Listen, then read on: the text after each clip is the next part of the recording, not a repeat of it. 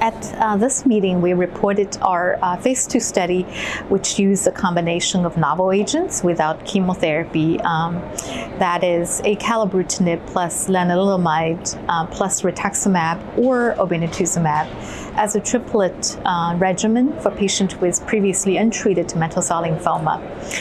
As you know, the initial therapy for mantle cell lymphoma is continued to be under development, and now that there's more and more evidence suggesting that novel agents combination without chemotherapy has been very effective.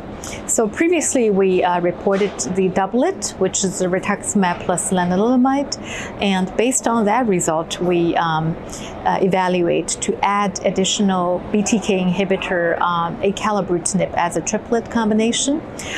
We hope that the combination has a synergistic activity and can achieve deep remission measured by MRD assay.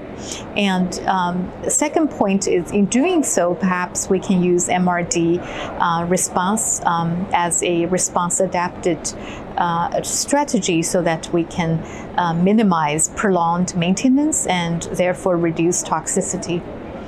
So this study enrolled 24 patients for the ALR cohort, and they're fairly typical mantle cell lymphoma patients that you would encounter in the community practice.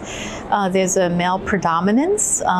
They have advanced stage disease, and they have median age in the range of 64 to 65 years. We also looked at risk factors such as MIPI score or Ki67 or TP53 mutational status by sequencing. And it's fairly typical. We saw about maybe 25 to 30% TP53 mutated patient in this cohort. It turns out this combination is quite well tolerated. The hematological toxicity included grade 3 asymptomatic thrombocytopenia, anemia, and neutropenia. All of those were expected. We did not see febrile neutropenia.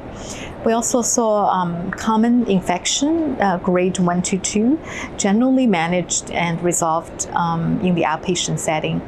Some patients end up with COVID-19 infection or pneumonia, but that happened during the COVID-19 Omicron wave.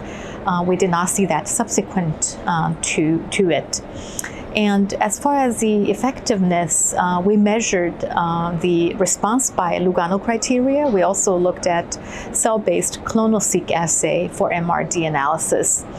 And with the triple combination of ALR, we saw the molecular response rate about 50% after 6 rounds of treatment of induction, and close to 67% at the end of the induction, which is 12 cycles, and improved to about 76% after 24 cycles of treatment.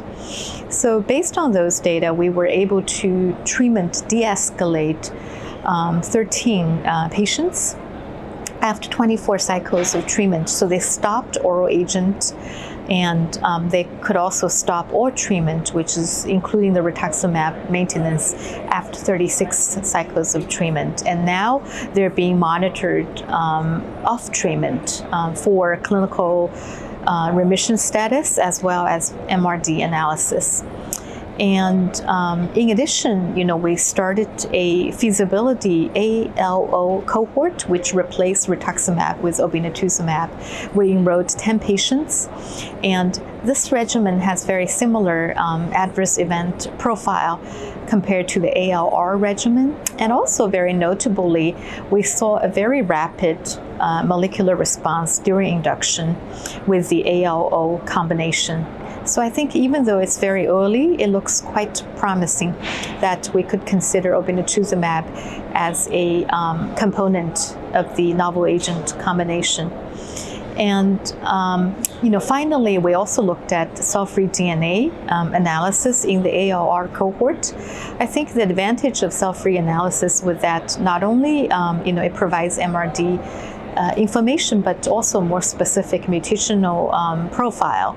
in a real-time fashion. So that provides some insights as to, the mechanism of treatment progression or treatment resistance. We discovered that, there are new TP53 subclones at the time of disease progression.